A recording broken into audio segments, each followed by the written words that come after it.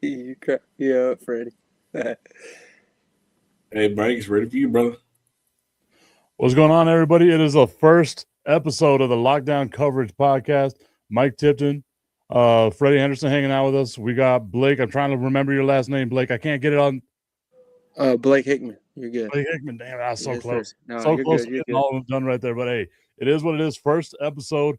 We're live over on YouTube. So thank you, everyone that is tuned in over there as well. Obviously, with the show, we're going to be doing a lot of talking about the NFL, as that is the hot topic of the week. I guess all the time, right, guys? Like the NFL always seems to be the number one topic that's always trending. Oh yeah. And we were so lucky. At least I feel like we were so lucky on Saturday and the first two games on Sunday, because those were amazing games. Sunday night, not so much. And then last night on Monday night, watching the Patriots just blow up the Chargers, that was not fun for me at all. Which one of those games did you all think was the most entertaining? I'll let you go, Freddie, if you want to answer that first. I'll go. No, right I was behind gonna let you go, Blake. I'm the guest. Okay. I like the Green Bay and Chicago game. Honestly, I got to see the cheeseheads come from a deficit and let Caleb Williams do his little icy thing. You know what I'm saying? Oh yeah, I love Caleb Williams and the way he's got his offense under control when time of margin happens. Let's just say that when crunch time comes to play, I think he's down pat for it. So I gotta ask, are you a Bears fan, or like what is the team that you root for in the NFL? Oh, I'm going Cowboys all the way. Oh, there we go. Look at that. Two Cowboys fans. Oh, Freddie, what yeah. about you? I got to know what your team is. Oh, hold on. You mean to tell me I'm on a panel with two Cowboy fans? Oh, So yeah. help me God. So help me God. No. Well, ladies and gentlemen, we don't have to worry about covering them over the next few weeks because we know that the Cowboys are allergic to any type of success. We do know that. But no, I'm what you call an ABC fan. ABC fan. Anybody but the Cowboys. Anybody but the Cowboys. But I'm a Giants fan. I guess I get it, and you're right. Like the Cowboys are not in the playoffs, so we don't need to be talking about the Cowboys. No. But it's just nice to see two Cowboys fans hanging out, having a good old time, talking about the NFL and the playoffs that the Cowboys will never ever be in any time right here. Renegade Rundown 24 saying, "Let's go Steelers." As a Steelers fan, we'll get to them in a minute. We will get to them in a minute because I think Blake's got some questions about them. Freddie, Blake liked the Bears and Packers game, and it was a ton of fun watching the Bears come back from down 18 points. What was the game that you said, man, this right here, this is the game that I was interested in? Well, for me, it had to be the Los Angeles Rams. You know, I'm a LA native, born in Los Angeles, so I'm gonna tell you, everybody know on the West Coast that this year the Rams have been hot. Matthew Stafford has been having an MVP type season. Puka's one of the best wideouts in football. You had Devontae Adams. Hey, he don't hurt anything. He definitely helps, but we do know he's been out a few weeks due to injury. We also know the Rams have had a really good defense this year as well. But we do know, hey, the playoffs, it doesn't matter what you do in the regular season. It's all about what are you going to do when the opening comes with the playoffs. Because hey, when you hit the playoffs, you're 0-0. Your record don't matter anymore in the playoffs that it do in the regular season. So you're 0-0. The Rams have been struggling. They struggled. They lost to the same Carolina team a few weeks ago. And I understand you didn't have no Devontae Adams. I understand you was missing a couple of guys, but still, you lost. And I was sitting there watching this Rams game. I'm like, okay, we taking care of it. We like 17-10 or 17-3 or something like that. I said, okay, we're taking care of business. And then and when the Panthers they go marching down, they made it out of a game. They made it out of a game. You could tell you could see that people got uncomfortable. You could see people got their butt side got tight. They started palms got sweaty. You understand pressure started to rise. But hey, at the end of the day, Matthew Stafford showed and proved that he is exactly who he is. This is something that he's done since he was in Detroit. This is something that we are accustomed to seeing him doing to step up in clutch moments, and he made big plays to win the game. And that's one of the games that I really had my eyes on as well, because I think it was a bad matchup for the LA Rams, because the Carolina Panthers, like, that's a run first team. And I think if the Rams have a weakness on defense, it's stopping the run. So watching the Rams being able to get by that, plus that weather out there in Carolina, how bad for the Rams. You have back-to-back rainy games in North Carolina. I was stationed out there for 3 years, and I don't think it rained as much as what I saw in both of those games against the Rams and the Panthers out over there. But it was awesome to see the Panthers pull that game out. Now, y'all already know that I've admitted, unfortunately, that I'm a Dallas Cowboys fan on this podcast. The game I had my eyes on, and the game where I hoped an asteroid would hit Earth, was the 49ers and the Philadelphia Eagles. I knew you were going there. I'm older, right? I'm 41 years old. Wow, about to be 42 years old. And I remember those 49ers Cowboys matchups from back in the 90s. Blake, you look way too young to remember that. So I have to do history for you. You don't get to watch that in 1080p. You got to go find the VHSs of Hopefully those. It's coming soon, though. It's a long awaiting trial. But that like, hey, I want to say something real quick. I want to say something real quick, Mike. Hey, you can't get on my brother Blake for him being young, because there's a lot of you guys that's older. Y'all have forgotten how relevant the Cowboys have been, because it's been 30 years. It's been 30 years. It's been that long. Brother, I'm 28 years old. I wasn't even alive. I mean, you could say irrelevant, but I mean, the most valuable franchise in sports, they always lead on Sports Center. I can't say that's irrelevant. Like, that's... Tell him again.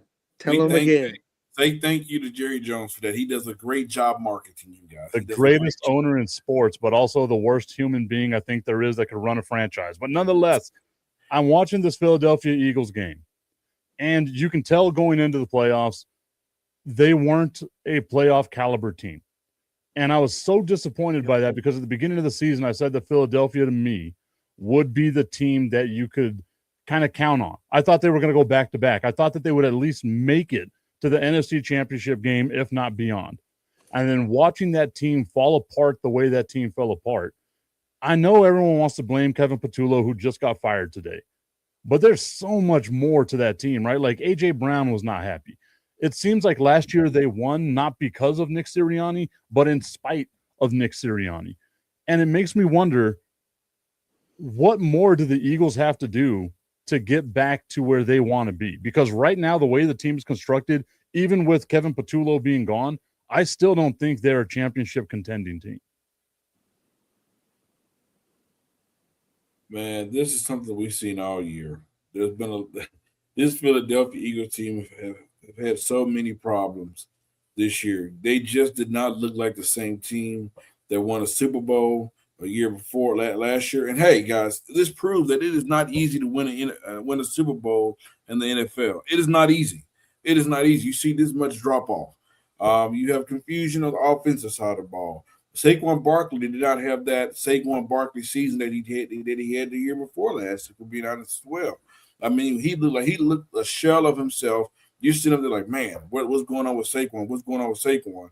A.J. Brown has been that's been a whole nother situation. I think it's safe to say that he done worked himself outside of Philadelphia, that he'll be traded. The offensive coordinator will not be the only one out. A.J. Brown will be out as well because of the antics. Him and Sirianni get into it in the playoff game on the sideline. It's just a lot of chaos, a lot of confusion going on. The team is not connected. Jalen Hurts. I hate that this brother got to play in Philadelphia. He's in the worst market if there was ever to be a market in, because Jalen Hurts is a winner. He is a winner. This man gets criticized more than any other quarterback in the NFL. Get criticized more, and he's won. He's been to 2 Super Bowls. He's won a Super Bowl. I mean, this dude. But good God Almighty, could you give us more than 75 yards and a half? Could you make more? Could you produce more? Could you? I'm gonna go with y'all on that one too. I like Michael's answer and Freddie's answer too. But the Philadelphia regressed all season. They ended up with a 24th total offense and 19th in scoring. that's hard to come by. Like I was telling y'all earlier in the playoffs, you need your team to, take up in clutch time. That's like clutch moments. If it comes down 2 minutes left in the fourth quarter and you're trying to rock and roll with your offense and you can't get it going, there's just something like Freddie was saying, earlier when A.J. Brown and the head coach got into an argument. I don't really keep up with Philadelphia, but I know, everybody knows Nick Sirianni and stuff like that. But anyway, I think that really costed them the game, especially when it came down to it and everything. But also, you got to look at in the direction that Pittsburgh Steelers lost 30-6 against the Texans. That was another, that tied for the, let's see, that marks their 7th straight playoff loss, tying an NFL record for consecutive postseason defeats by a head coach. That's another, I think, and both ended up losing 2 coaches that are going to end up being replaced next year. So, I mean, that just shows you right there. That's one. Now, those 2 for sure are one of the true disappointments of the wild card weekend. Are they? Are they though? I mean, I think we all could have saw that Pittsburgh was going to wind up losing. Like maybe Philadelphia, you could say is a disappointment, but Pittsburgh limping in at the end of the season, I could have way rather see the Ravens. The AFC North was going to be bad. I think the Ravens would have probably tried to at least do a whole lot better than what the Steelers gave, I believe. Listen. I mean, are we sure? The Steelers finished this year in the regular season, ladies and gentlemen, with 5,196 total offense. Guess what they ranked them, Blake? 25th. 25th. They averaged 23 points per game. That's about 15 in the league. Yards per game, 316. That ranks 25th in the league. This is what you call a middle of a pack team. This is a team that leaned on their defense. This is a team that needed a defense to carry. And I'm the biggest Aaron Rodgers fan you ever found. Oh, yeah. I think he's one of the baddest man alive. We've seen him do something the Cowboys can't do. He went to the AT&T Stadium, won a Super Bowl in Dallas, ladies and gentlemen. But we're not talking about that. But all I'm saying is that this dude, he's 42 years old. It's so much that he can do. He's not the old Aaron Rodgers of old, because the old Aaron Rodgers of old, he would have ran the ball more. He would have used his athletic ability to create some plays. And let's just be honest, this Pittsburgh Steelers team is not built to win. Yeah, you have DK. Yeah, you have Thielen. I mean, Adam Thielen is not the sprung chicken of old. You have VS Vatland Scantlin, however you say his name. I mean, but he does not. He's not. To be the age of 42, you need to have a really good offensive line. And I got to give Pittsburgh credit. The offensive line protected him this year. He only took like 28 sacks for the season, so that's pretty good. But you do need some wideouts on the outside, and you need a running game. And it's Pittsburgh's defense was a disappointment this year. That defense is supposed to be much better. I get a credit where the defense did show up on Monday night, though. Their defense, when you have C.J. Stroud fumbling the football 2 or 3 times a game, you get an interception, just give me one touchdown. Just get one touchdown that changes the direction of that game. I guarantee you. But they was not able to get the touchdown. Blake, Freddie, and Mike hanging out with you here on the Lockdown Coverage Podcast. I see a couple of my people in here in the comment section. Augustine Pimentel, Tommy Carranza 915. Guys, this is a new network that Freddie is launching right here. It's called Prime Coverage Sports Network. Go over to YouTube, give them a like, subscribe, check them out on Facebook as well. It's going to be awesome watching what Freddie and the crew does, helping grow this network, doing all the coverage, doing all that stuff. Now, on the flip side of watching the Pittsburgh Steelers just absolutely implode is watching that Houston Texans defense absolutely dominate that game. Mm-hmm. This Houston Texans team, I didn't think was going to be as good as they are. I had predicted at the beginning of the season that Jacksonville would win the division. Houston would take a step back. One game separated them. Houston looks the way that they're built right now that this can be a legitimate Super Bowl contending team. Well, what do y'all think about that? Hey, Mike, Uh, I absolutely agree. I'm sorry. no, you're good. Go ahead, Freddie. I absolutely agree, man. This is what Texans. I think they've been like a dark horse team all year. They've been they started slow at the beginning of the season, but they caught speed and they've kind of been just going behind the radar. And yes, CJ Stroud is CJ Stroud, but it's really been this defense. This defense has been elite all year. We give credit to the Seattle Seahawks, which they deserve. They deserve it. But this Texans defense have done something special. Last night we seen something when they hit. Normally, you see receivers able to break loose and get some yardage. No, when they hit, they hit. You do not get no yards after catch. Right now, they in the season they allow the second fewest points allowed, which is 17 points a game. If you're holding teams to 17 points a game, ladies and gentlemen, that's pretty remarkable. Top 5 overall defense yards allowed. I mean, they're number 1 in yards allowed per opponent amongst NFL teams. I mean, they just done a lot. This defense is elite, one of the best defenses. Defense have carried them, and let's just be honest. That yesterday was the true definition of a Pittsburgh Steelers type game. That was the game that they loved, but they did not have the support on the offensive side to carry them over in that fourth quarter like they normally do to produce on the offensive side because of this Texans defense. They was chasing Rodgers down. They definitely made Rodgers uncomfortable in the pocket. They was not able to get a running game down. They shut every part of the game. And guess what? D'Amico Ryan was going against one of the all-time greats in Aaron Rodgers, who knew the defense. He knew it was coming, and he couldn't stop it. Yeah, I kind of got to go with Freddie on that one. I like Texans being a contender, maybe not a serious contender. I know that D'Amico Ryan, he's a past defensive player for the Texans and then ended up getting traded and stuff like that. But I think they have a serious defense. I like their offense. I think it could improve. You know, it needs to be a little bit better than what I think that the Texans can do. I like the Texans a lot. I watched them pretty good bit this during the regular season. But you know, none of that matters. Like, you know, this whole week, you know, we've seen teams come back, beat a better team. I think the Green Bay Packers could have done a whole lot better. They could have been an easy contender. Not necessarily saying the matchup was the problem, but I feel like the Bears gave them a good run for their money at the very end of the game when it came down to who really wants this, who doesn't want this. But I got to say the Bears. I got to go with the Bears as a real NFC contender. I mean, that's probably the closest matchup to the Seattle Seahawks that you can get.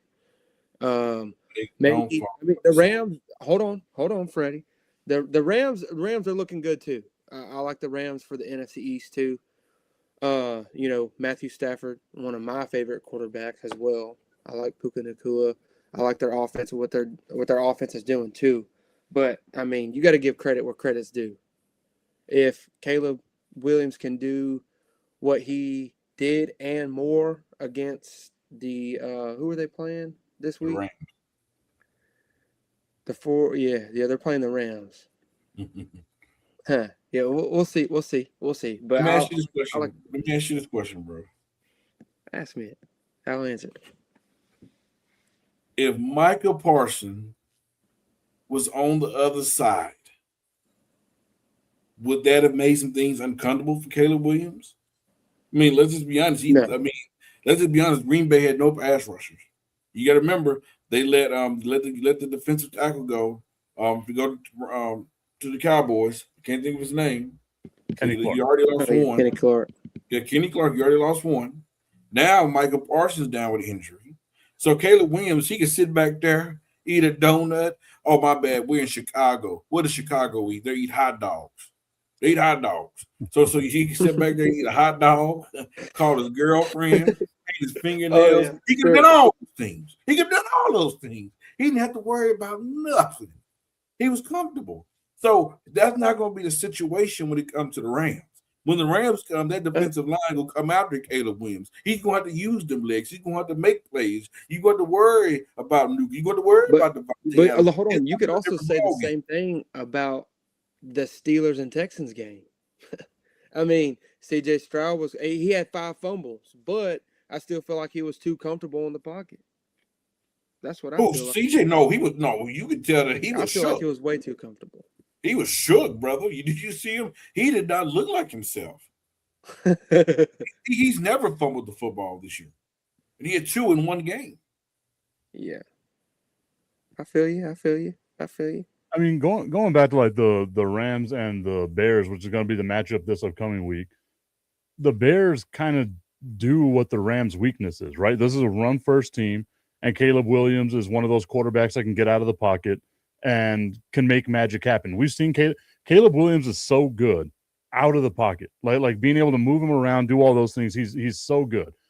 And if the Bears are able to establish the run with Swift and Monungai and all them, they're going to be able to cause problems for the Rams. But like I agree with you, Freddie. Like I like the Rams defense if they're actually right. But we saw against the Carolina Panthers, they're not as good as what I think we all thought they were going to be coming into the season. You know what I mean? Like I think we thought that the Rams but like we saw if Matt Stafford was healthy, we thought this was going to be a team that would run away with the NFC. And we thought that, halfway through the season. Then the season started catching up to them, and they looked very mediocre coming to the end. I can see a scenario where the Bears dog walk them just because they run the ball down the field.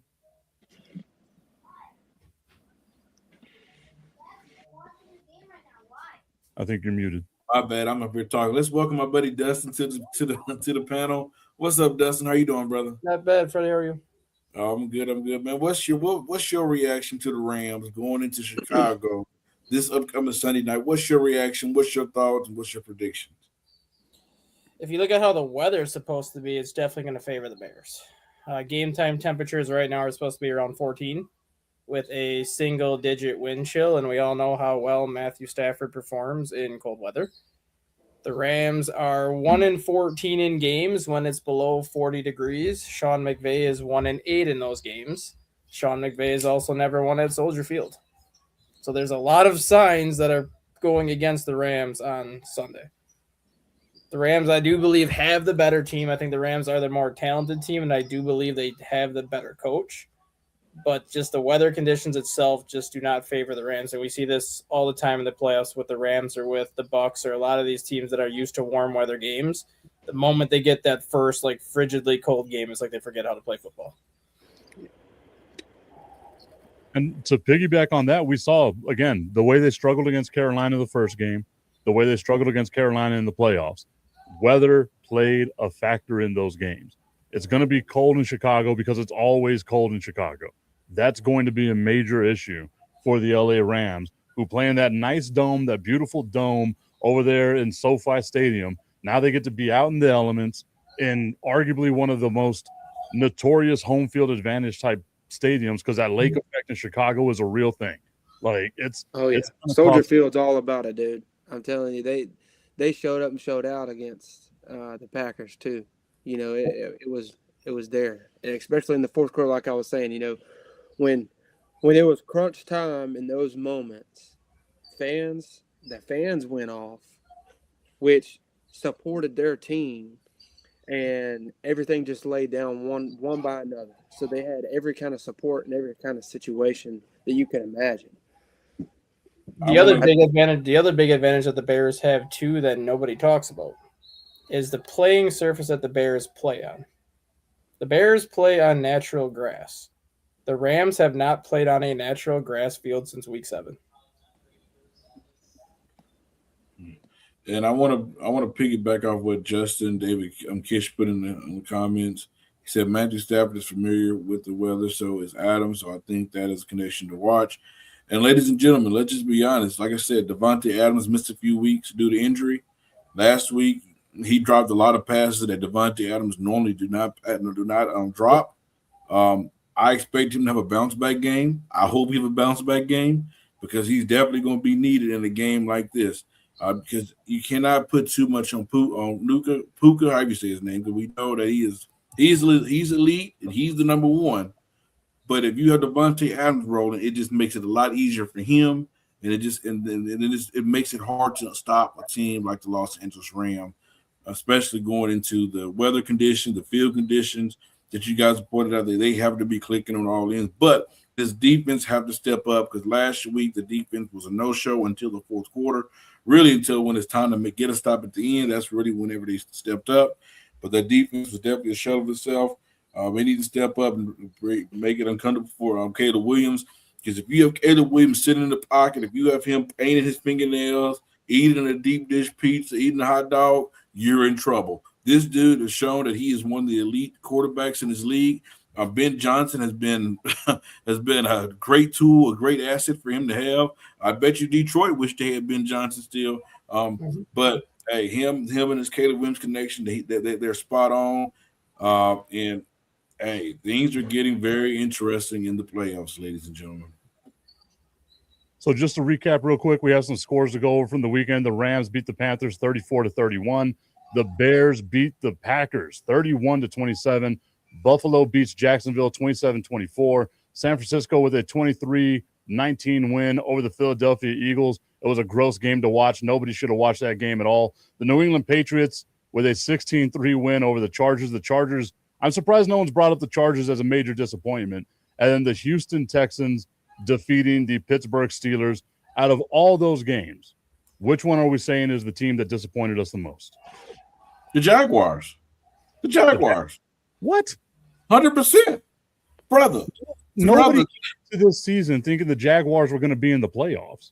Brother, this is not the same Buffalo Bill team of old.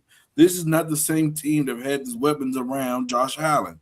And I understand there's no Patrick Mahomes, there's no Lamar Jackson, there's no Joe Burrow. I understand all that.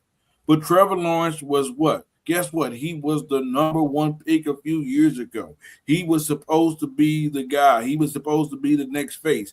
We have not seen that. This year, we've finally seen a pulse of Trevor Lawrence. We're like, oh, he's alive. Thank God he's alive. He has the pulse. He has the pulse. We've seen this Jacksonville Jaguar team do some big things. We have. But the pressure is on him. Because wow, we're seeing these young quarterbacks elevate themselves. We just got done talking about Caleb Williams. Look what he's doing. Look at Drake May down there in New England. Look what he's doing. We're seeing these young quarterbacks coming in, making an impact fast, and we're finally seeing Trevor Lawrence have an impact. I understand he's playing for the Jacksonville Jaguars. I understand all that, but still, can we see something? Can we see something? Why it took this long? I mean, good Lord Almighty. What about you, Blake? Which one is your most disappointing team of the playoffs so far? Man. I don't know. Like I was saying earlier, there's a couple key games. I don't know. As far as I think the Philadelphia, like you were talking about, came in, lost to the 49ers. I feel like that's one of a key loss, especially coming off of going to the Super Bowl last year. And then getting through the NFC East really isn't a tough battle. It's really not. I mean, you got the Cowboys, Washington Redskins. That's easy for the Philadelphia Eagles. That was an easy win this year. The Giants were just figuring it out with Jackson Dart. I feel like they're going to do pretty good next year. We're not going to go in that route right now, but I feel like Philadelphia Eagles will be my number one disappointment. I feel like being a Cowboys fan, I think that says a lot, but I mean, they just couldn't get it going on offense. They looked like they were a dysfunctional NFL football team out there trying to get clicks just to make ends meet before the game was over and the clock hit 0. That's what I think. But you did see that all year, though, with the Eagles, so I couldn't necessarily say that as my number one disappointment. Yeah, the Eagles played a lot of tough games. They also won a bunch of games they probably shouldn't have won. They were a team that was kissed by luck throughout the season. but that luck ran out as we saw here in the playoffs against the San Francisco 49ers. Once again, my luck that I was hoping for, an asteroid hitting Earth because I didn't want to watch that game at all, did not happen. So take my advice for whatever it is. What about you, Dustin? Who was your biggest disappointment of the playoffs so far? Surprisingly, it was, I think, just the way the Patriots played. I thought the Patriots were going to kind of go out and kind of prove something in that game, showing that because a lot of teams have been giving the Patriots crap based on their record because they haven't beaten really any good teams with a winning record. So I thought you going into that game against the Chargers, going into a battered Chargers team, they would use it as kind of a statement game. They'd be like, hey, we've arrived. Like, we are here to contend for a Super Bowl. And after watching that performance, they're still, I think, a little bit of ways away from getting to the Super Bowl just because they are still missing some pieces. They didn't wow me that much out of all the teams. Even the Chargers. Like, the Chargers gave the Patriots a bigger problem than I thought they would. I thought it was going to be another classic Justin Herbert 4-interception playoff game. He didn't play well, but he certainly didn't play terrible. It's just the Chargers don't have the horses right now to keep up with anybody. I think what also caused the Patriots to have their problems is that Chargers defense is really good. Like, that's been one of the hallmarks of them over the last couple of years, that they've got a really, really good defense. I agree with you though, right? Like, I like what they're building in New England, but you saw in that game they're not quite there just yet. And I think they're going to be one of those teams that ultimately, kind of like what Washington did this year, right? Like, they had the possibility of making a deep playoff run, getting to the AFC Championship game, and then losing, and then next year just being absolutely terrible, right? Like, it all depends on Drake May and everything that he's got going on here. Now, on the flip side of that coin, and Dustin, we'll start with you on this one. What was the team that impressed you the most with all those wins? Honestly, the Bears. Just the way they keep winning. And it third time in 3 games against the Packers. The Packers dominated them the first half until basically the fourth quarter. Everyone keeps saying that the Bears can't keep winning the way they're winning. They have 12 wins this year. 10 wins have basically been coming from behind in the fourth quarter because for whatever reason, Ben Johnson makes the adjustments he needs to make in the fourth quarter. And if the Bears proved anything, no lead is safe against this team. Regardless of the opponent they are facing, you could be up by 3 scores at halftime. That lead is not going to be safe until that clock hits 4 zeros at the end of the game. Freddie, what's your team? The most surprising team so far? The most surprising team, it got to be the San Francisco 49ers. And the reason why I say that, even though Philadelphia have all their little issues that they have, but the San Fran team is dealing with a lot of injuries. Wide receiver banged up, middle linebacker banged up, no Bosa. I mean, it just, shoot, even going into the game, your tight end Kittle, he gets hurt. So for them to able to even, you would have thought Philadelphia had all those injuries, but no. Guess what? Kyle Shanahan still shows that he's Kyle Shanahan, and it's more about the system. The players play the system. Hey, everything will be okay. So that's my team. I thought even through all the little functional things that Philadelphia is going through, they were still able to pull it off just due because San Francisco was dealing with a whole bunch of injuries. And Blake, we'll toss it over to you. Which team was the most surprising to you so far? I got to go with my boy Dustin on this one. I think the Bears came in. They didn't have it. You could tell the first half they really didn't have it all together, and they came back, and it actually shows that comeback is tied for one of the largest in playoff history. So, I mean, that just shows a lot. I mean, they might not have had it defensively wise in the first half, but when it came down to crunch time, those margins, those tough margins that teams don't necessarily hit when it's time to hit, I think the Bears really did improve on that, and that's underdog status. And going into the playoffs where regular season doesn't matter, just your team winning in crunch times and those margins, those tough margins to meet. I think that to me is very impressive. And like I just said, that's quote unquote underdog status in the playoffs, especially with the way the NFC's looking now and moving forward. You still have Seattle that hasn't played. They're playing at home. Then you have Denver coming in. playing at home too. So that's gonna be those games. Bills Broncos. That's going to be a very good game. I don't underestimate my dog Bo Nix because that dude will rocket that ship. So I don't know. I'm gonna have to go with the Chicago Bears on this one. We got Blake, Dustin, Freddie, and Mike hanging out with you here on the Lockdown Coverage Podcast on the Prime Coverage Sports Network. Make sure you're going over to YouTube, like, subscribe, follow on Facebook, follow on all the different social media platforms. One of these days I'll learn them all, but I'm very terrible at reading, so I'm not going to read them off right now. We've been talking about the playoffs so far. We spoke about the wild card. Enough living in the past like typical Dallas Cowboys fans do. Let's look forward to the future now.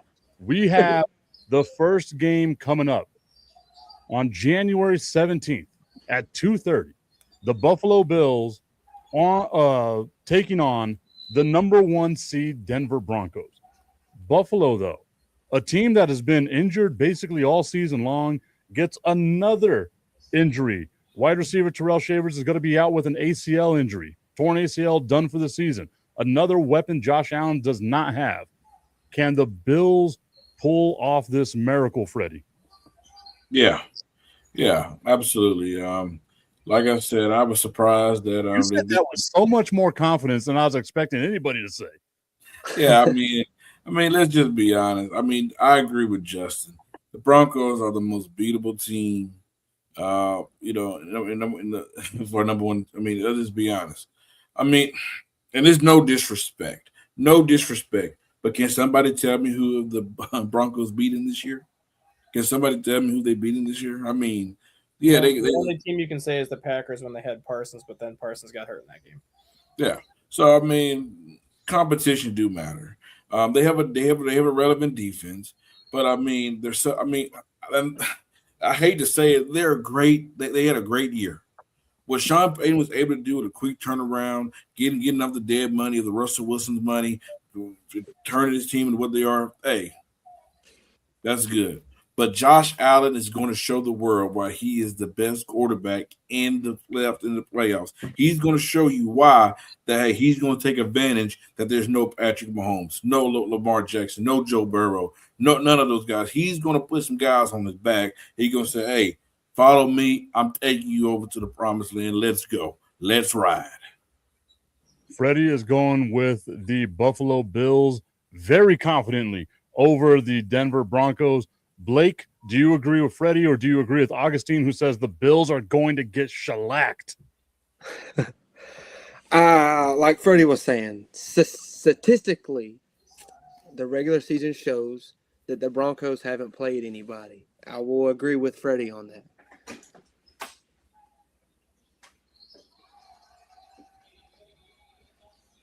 Go ahead, Dustin.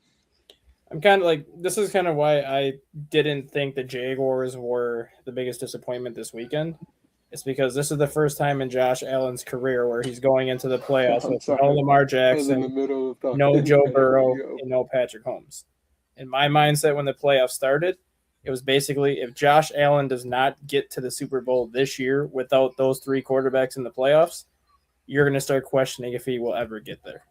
And that's kind of why I'm going to be riding with Buffalo the entire way for the AFC, just because if he's going to get to the Super Bowl, this is his chance to do that when you look at the quarterbacks he's not going to have to go through. I've said it time and time again that I think the Buffalo Bills have the most pressure on them out of any of the teams that are in the playoffs right now. Josh Allen has that, that specter looming over him of you've never done this, and the road to the Super Bowl for Josh Allen will never be easier than what's in front of him right now. Obviously, there's going to be the naysayers out there that are like, oh, he didn't beat Mahomes, he didn't beat Burrow, he didn't beat Jackson, whatever. You play the games that are in front of you, right? That's all you got to do. Same thing with the Denver Broncos. You play the games that are in front of you, you get to where you got to be. All right, Blake, are we good? I saw you looked over off screen, you look scared.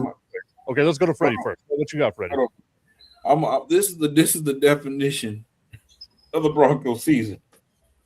They rank 14th on the offensive side of the ball. 14th. That's 23 points per game.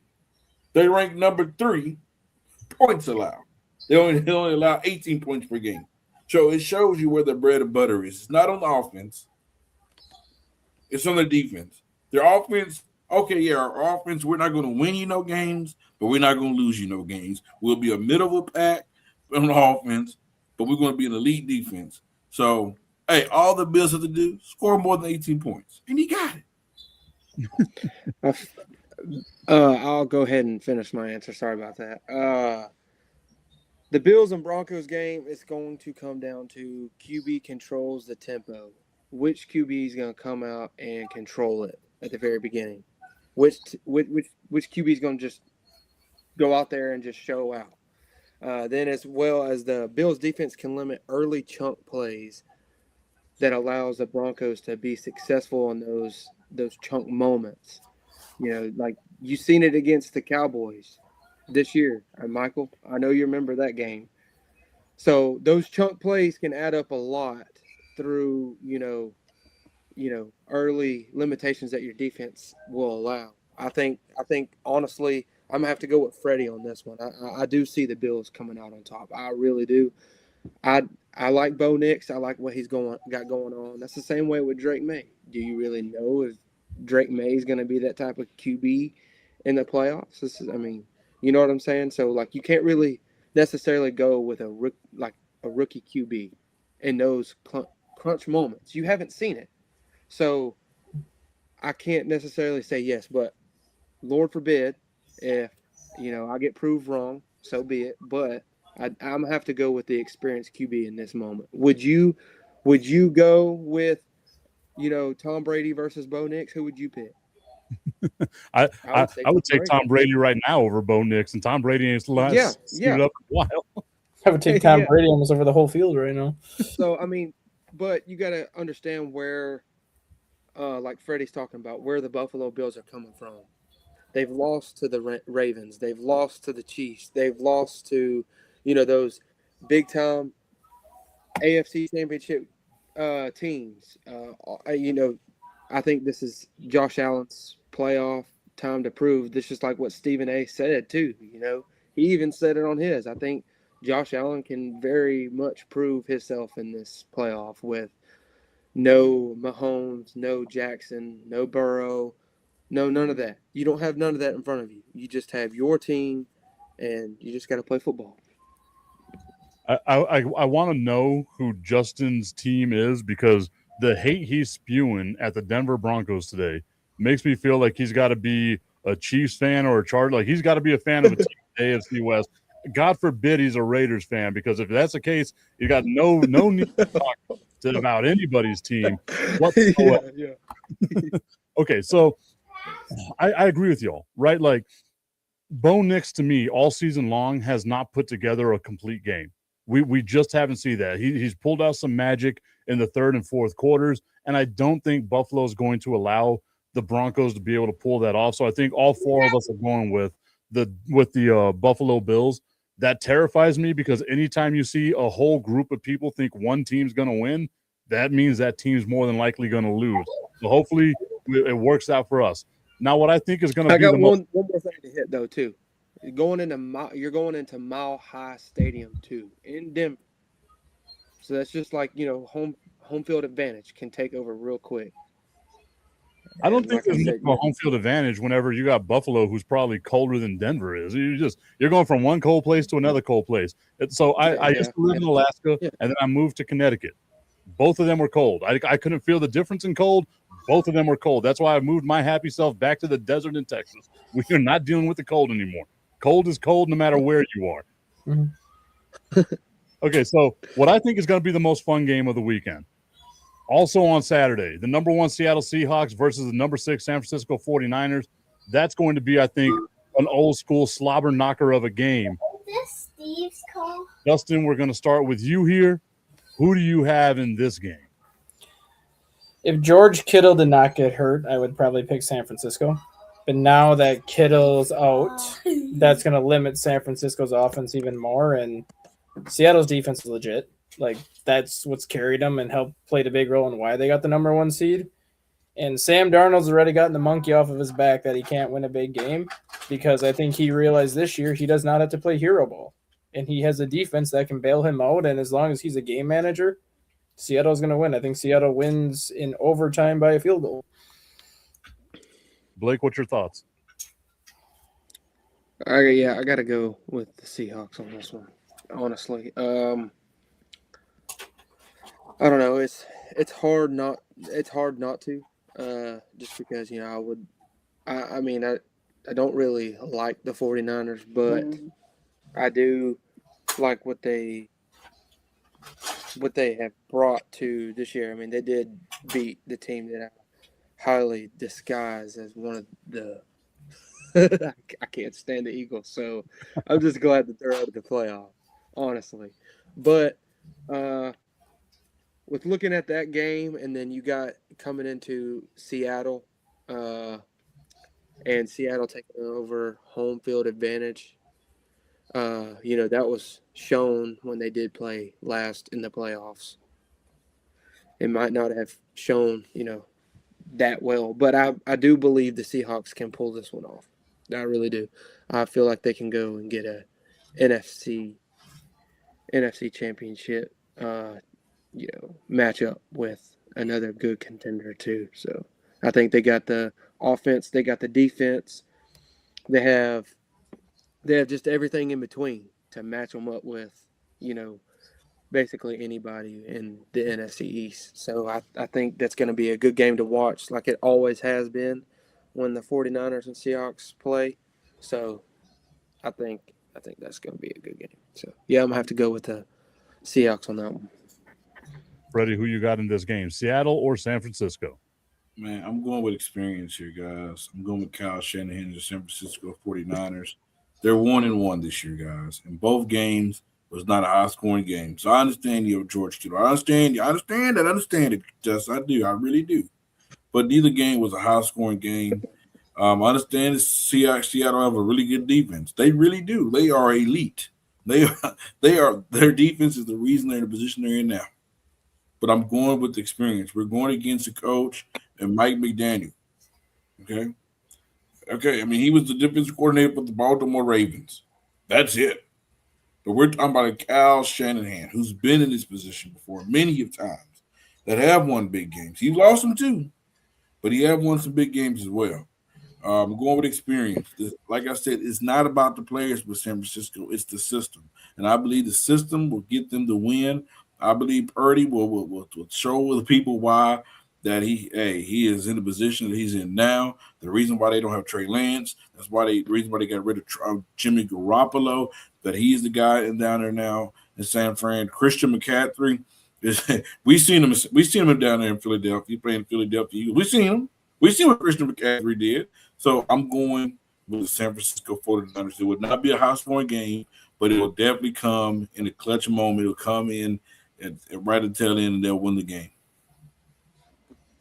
I think it's going to be a weird one. It's going to be a tough one for the San Francisco 49ers. Like, I don't know what team to root for here. I don't have any ill will towards the Seattle Seahawks. They're the Seattle Seahawks. It's Sam Darnold. You got to give the man his flowers. One of 5 quarterbacks to win 13 games in back-to-back seasons, joining Brett Favre, Tom Brady, Drew Brees, Peyton Manning, and now Sam Darnold. All those names just go together, right? Like, everyone thinks about those are the greatest quarterbacks of all time and Sam Darnold. But I cannot force myself to root for the San Francisco 49ers. So again, I just hope both teams go out there and have fun, and one of them loses. And I hope that team that loses is the San Francisco 49ers. But I don't want to say that I trust Seattle right now. I just don't, because Sam Darnold's got to prove something to, I think, all of us. You want to continue, or you want us to stop calling you a Lego fireman? Like, you look like a Lego fireman. Win a couple of playoff games. Prove everybody wrong. All right. Right. The Bears. But I do think it's going to be a classic ground and pound defense game. Like, even before, you take every look at the 49ers versus Seattle. It's a defensive game. It's gonna be chippy too. It's gonna be like your classic divisional game. They're coming to crunch time. This is whoever wins goes to the NFC Championship. So they've both been in this same spot before, and I understand where Freddie's going. Kyle Shanahan is experienced, but sometimes those people get proved wrong, and I think Freddie's gonna get proved wrong this weekend. Nah, hey, just watch. I'm gonna be sitting back there like, I told you so. All right, so the Bears and the Rams. We kind of hinted on this a little bit earlier. Dustin, who do you got in this game? Caleb Williams and them boys, or are you going with the Matt Stafford led LA Rams? If you look at all the quarterbacks that are left in the playoffs, who at this point would you trust with the game on the line and 2 minutes left in the game? Honestly, you'd have to say Caleb Williams based on what he's done this year. Like, yes, Stafford has more game-winning drives because the guy's played 17 years longer than Caleb Williams. That was a curveball I was not expecting. But look at how Caleb Williams has played in the fourth quarter. He is the highest-rated quarterback in the NFL this season in the fourth quarter. He has 15 touchdown passes to 1 interception in the fourth quarter this year. And he's got a quarterback rating of 158.3. Like, when the game is on the line and it is in crunch time, Caleb Williams has shown up and has looked like an MVP in the fourth quarter. It's the other 3 quarters where he doesn't look like a very good quarterback at all. I just think right now the Bears are playing with house money, and they have really nothing to lose at this point because no one expected them to not only be in the playoffs this year, no one expected them to be in the position they are in right now. And I think they get one more win in the playoffs. I'm going Bears over the Rams. Blake, who you got here, Bears or Rams? The Bears versus rivalry game has been played 97 times, including 2 postseason games, with the Chicago Bears winning 55 games and the Los Angeles Rams winning 39 games. They have also tied 3 games. Chicago Bears lead the series 55 wins, 39 losses, and 3 ties. That's what the Bears showed. The last time they played was it looks like 9/29/2024, and the Los Angeles Rams lost at home to the Chicago Bears. No, the Chicago Bears won at home against the Los Angeles Rams. So but Caleb Williams wasn't also. I can't remember if he was. He was playing, I think, then. Pretty sure. So I don't know. Like what Dustin said, but I also want to take sides to this. There's very few generational QBs left that are from my era. Matthew Stafford is one of them. You got to give credit where credit's due. You know, I feel like I want Matthew Stafford to go win. I do, but at the same time, I just feel like it's gonna be hard to beat the Bears, especially the way that they looked in the fourth quarter with less than 4 minutes left in the fourth quarter. In those margins, I have to go with the Bears on this one. Sorry, Matthew Stafford, I don't care, but I have to go with the Bears on this one. I do. I just do. Freddie, I feel like me and you are going to be going with the Rams. What are your thoughts here? Yet again, ladies and gentlemen, I'm going with experience. Sean McVay and Matthew Stafford.